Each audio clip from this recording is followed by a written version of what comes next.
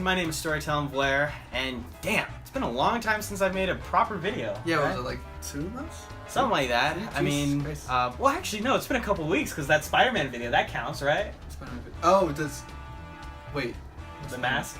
Oh, yeah, that counts. Jesus Christ. That counts, yeah. right? Yeah, that counts. That was proper content, you know? I totally forgot you posted that. I forgot that was just like, I thought that was just a Snapchat thing. I was like, oh, okay, you're done. But anyway, if you guys don't already know, this is my friend Troy. Hey, what's up? The only other guy I make videos with. Yeah. I'm the only other guy he makes videos with. Yeah, it's a pretty weird relationship. Yeah, it's pretty great. I actually only talk to you in videos. I've never spoken to you. Once the video ends, I'm silent. He literally just like walks out the front door. Fuck out. Anyway, we're here to talk about some of the San Diego Comic-Con news about specifically DC Comics and what are they doing with their comic books, kind of the future of DC, what's going on right now in their books, you know, just some little topics that I wanted to bring up. So, Troy. Yeah. What do you think of Geoff Johns coming back into DC? Oh, thank fucking God. Oh, Jesus Christ, I missed it. I missed him so much. I've been really worried, like, now that because he's been gone from doing comic stuff, because he's been doing all the movie stuff. I've been worried, like, about the direction that DC's been going, and we'll talk about that. Yeah. But now knowing that he's back and knowing that he has a grasp again, I have a better feeling for the future about their direction. Yeah.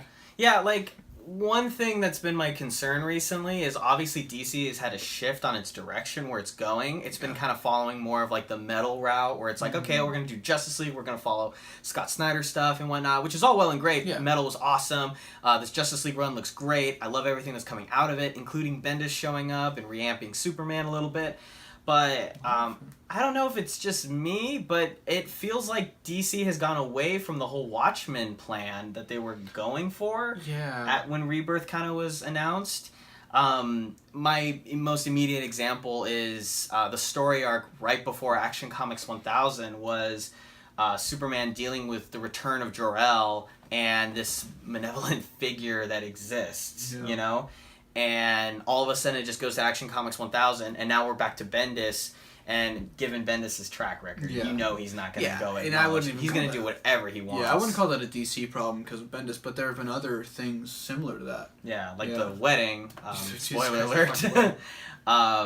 The only problem, I mean, I have a lot of problems with the wedding, but one of my biggest ones, funny enough, is the inclusion of Thomas Wayne in the background, in the middle. Like, he was a pawn of Bane's plans. Yeah, I think it's hard to say for now because we haven't read the rest of the story. I have a good feeling about Tom King because I trust him, because I love him, because I looked directly in his eyes at Comic-Con and we made a connection.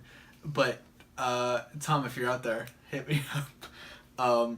But I have a feeling that there is still going to be connections to the Watchmen universe, but it may not be as direct as we initially have thought in regards to the Batman story, I think. Yeah, and I think, honestly, it just might even just be on pause right now, waiting for Doomsday Clock to catch up. Because Doomsday Clock is still technically set in the future of the DC universe. Yeah. Which is now more jarring than it was like 6 months ago. Especially because it does, the way that the direction that we've been going, it doesn't feel like we're getting that way. Yeah. Like, it initially felt like we were kind of getting closer to the Superman theory. It felt like we were getting close to it right before Metal happened. Like, Metal was the one thing where it was just like, this has big ramifications, and this is just insanity. I expected the Superman theory to show up at the end of Metal or in No Justice, or in that kind of... It may show up in the Justice League run, but I expected that to kind of kickstart the, we're going the Doomsday Clock direction. Yeah. He's going back to the yellow symbol. We're going, all that stuff. And it kind of hasn't. It kind of feels like it's just going off in its own way. Maybe, honestly, here's a prediction. Maybe in Tom King's run, because obviously, spoiler alert, Batman is really not good mentally right now. That's the understatement of the fucking year. And Dick Grayson is donning the current Bat costume. Oh, is he really? Yeah, that's Dick Grayson. Oh, is it in 51? 51. Oh, I haven't read 51 yet, but that's cool. It's great. Dick Grayson's in it. That's actually really cool. He's Batman. Now I'm going to read 51. I was going to wait, but now I will read the shit. It's great. No, it's so good.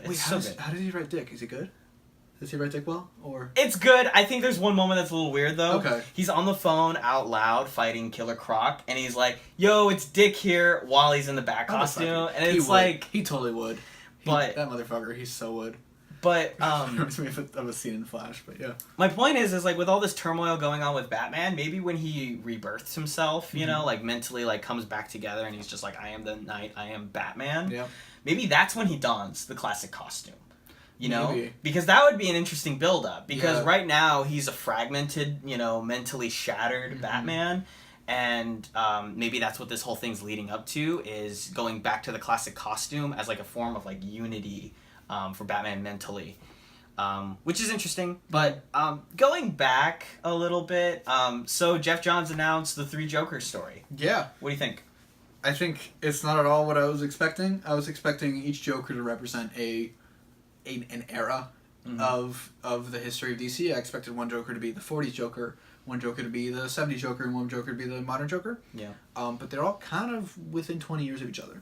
There's pre-52, post-New 52, and then Killing Joke. Let's take all the popular comic book Jokers. And it's not really... There's no real, like... They look the same. Yeah. You know, obviously there's some costume differences, but, like, for the most part, they're pretty simple, you know? They're not simple, sorry, but like they're pretty similar. Subtle changes. Yeah, very subtle changes and just very similar in general. I'd be interested to see like how they're written, because that might be the defining factor of that. But yeah, what are your thoughts on it?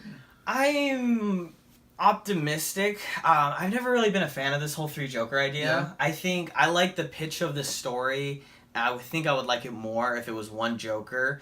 If it was just like, here's one Joker, but here's 3 people talking about their version of the Joker and how it's horrified all 3 of them. You know, where you get the... So I don't know. What's the story? What's the pitch of 3 Jokers? I haven't been... So basically, Geoff Johns... Because I was at Comic-Con. I was doing stuff. I wasn't sitting at home. Just scanning playing Instagram. I was playing Spider-Man for 2 hours. You should check out that video. By the way, we're talking about a shitload of that. But yeah, so what was the synopsis? So basically, what it was is Barbara, Jason Todd, and Batman are all kind of, in a sense, recounting their experiences with the Joker and how that has affected them. I think that idea is brilliant and really cool because it's just like, you know, here you see a vulnerable side of all 3 of those characters. But I think it becomes silly when there is 3 Jokers in that scenario. Why not be like a Batman the Animated Series where it's like, where, you know, you have all those kids where they're just like, here's my interpretation of Batman. Here's my interpretation. So then you have 3 characters naming off Joker in a different way.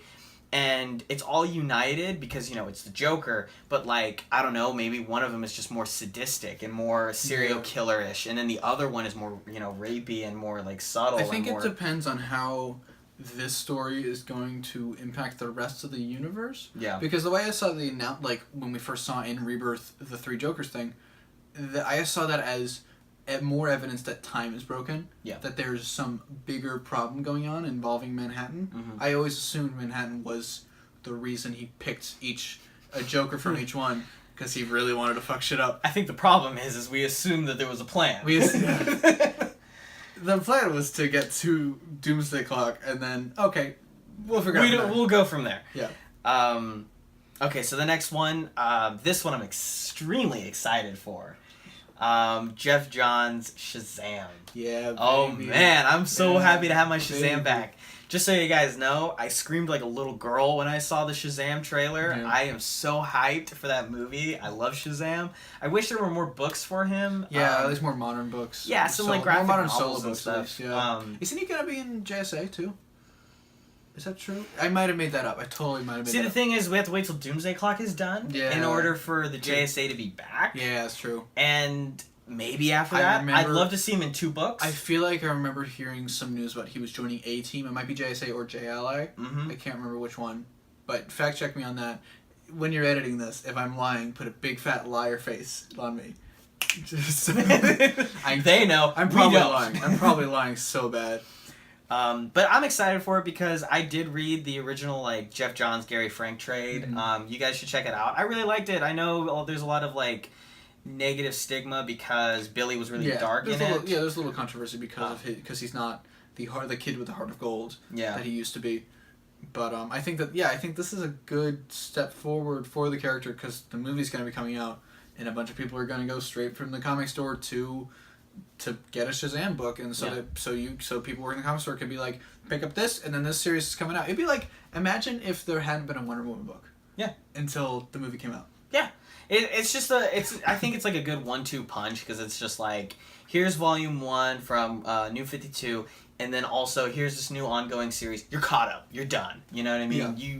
There are other great stories with Shazam in it, and eventually you can get to those. And then I think also if you keep these 2 solo books, and then if you don't do any, you don't have to do any more solo books ever. At that point, you do these 2 solo things and then put them in a team, and then if you have a story like about like Black Adam or the Dr. Savannah, that's his name, right? If you want to tell the stories, you could tell them in a team book. Yeah. And then have Billy just be the focus of that book. Yeah. And I think this is good, like you said, 1-2 punch for the character. Yeah. Oh, sorry to cut you off, man. Sorry guys, I'm gonna have to cut this video short because YouTube won't let me go past 15 minutes. So if you want to see the rest of this, stay tuned for my part 2 of this video. And yeah, anyway, I hope you guys enjoy. You should check out his channel. It's gonna be in the description below. He does Spider-Man stuff. It's really cool. It's really awesome. Please leave a like, comment, subscribe. I'd really appreciate that. Anyway, I'll see you guys soon. Peace.